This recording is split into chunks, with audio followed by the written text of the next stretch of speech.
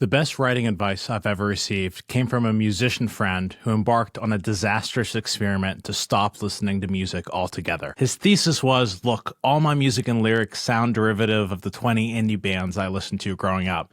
So if I stop listening to those influences, I can finally create something original. After 3 months, he was forced to abandon the project when he realized that, paradoxically, the songs he was writing sounded more derivative than ever. His conclusion was that influence runs much deeper than we imagine. It's not just that we copy riffs and chord changes, but that the influence is actually baked into the instruments we inherit. Say you pick up a guitar, it's probably in a standard tuning. There's a certain number of voicings that are intuitive, just the way that we're taught chords and these tunings and so on. This all translates to fiction and poetry. I occasionally meet a young writer who said they've stopped reading because they don't want to be influenced by their precursors. But I think the prolific and often controversial critic Harold Bloom was correct when he said, you don't even necessarily need to read your precursors to be influenced by them. The nature of literary influence is such that it's baked into language. Take a writer who's never read Shakespeare. There are certain obvious ways in which his influence manifests regardless. Maybe the writer uses cliches and idioms that Shakespeare invented, like star-crossed lovers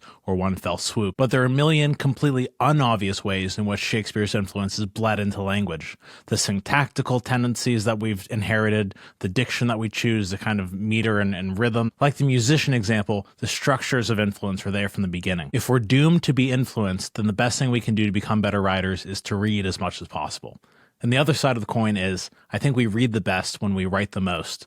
There are certain kinds of problems you encounter as a writer. How do you break a stanza or develop a character that aren't obvious unless you're in the process of writing? Now, this advice is kind of ridiculous, right? Just read and write as much as possible. I was always told that growing up, but I never appreciated it until I heard this story from my musician friend. The question then is what you read. So if there are any writers who have made you a better writer by virtue of having read them, let me know in the comments. And if you're looking for recommendations, especially on the poets front, our organization, the International Poetry Forum, has hosted readings by hundreds of poets of the last 60 years. Figures like W.H. Auden, Seamus Heaney, Gwendolyn Brooks, Jorge Luis Borges. You can see a list of our alumni on our website.